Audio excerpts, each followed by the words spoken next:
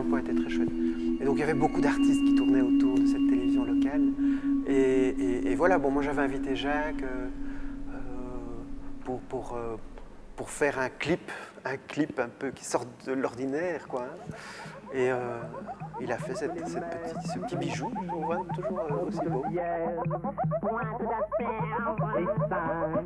Comme maman Maria,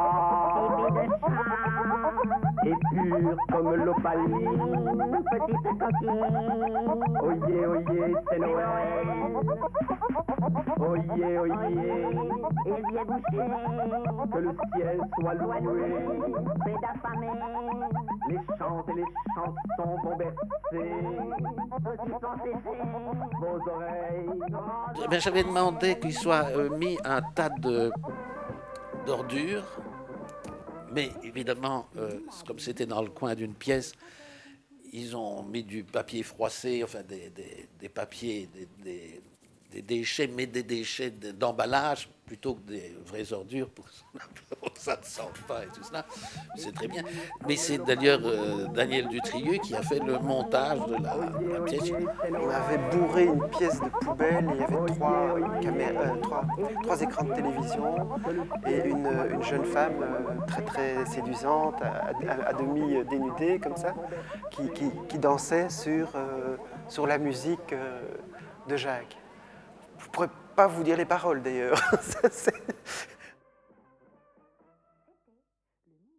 Alors il y a le perçu et le non perçu qui sont on filme n'importe quel détail urbain et on met un texte en dessous. C'est absolument sans intérêt, donc ça va très bien dans sa démarche.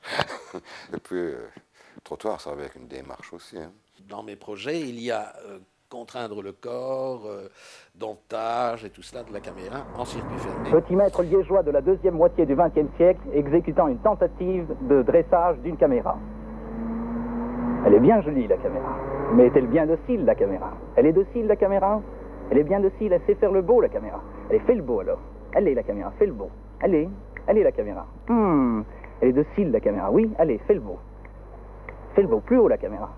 Encore plus haut. Ah, mais elle fait bien le beau, la caméra. C'est très bien, ça. Elle est bien docile, la caméra. Encore plus haut. Oui, oui, oui, oui. Une belle caméra. Qui fait bien le beau. Et elle s'est couchée aussi, la caméra. Allez, couche la caméra. C'est prendre la spécificité de la chose. Couchez la caméra. C'est par exemple domptage d'une caméra, c'est le caméraman qui est dompté et c'est utiliser le fait que en direct comme ça, une caméra vidéo, hop, on peut la dompter.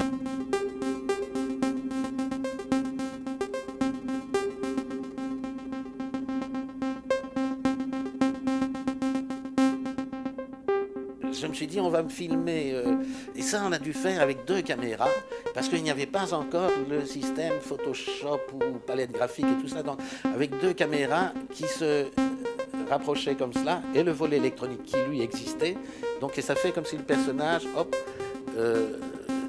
disparaissait, et puis je me suis dit, pour qu'on marque bien qu'il disparaît, j'ai demandé un petit drapeau à Rignan, un petit bout de bois avec un petit drapeau blanc pour faire comme ça. Et alors tout le monde me dit, c'est drôle, ça fait penser à du Charlie Chaplin. Alors je dis, attention, en médiocre alors. Il y a des couleurs qui bougent. Attention, c'est peut-être le spectre. Vous savez qu'il y a un spectre comme ça électronique avec des tas de couleurs et c'est simplement faire passer tout le. J'aime bien utiliser toutes les possibilités aussi du truc.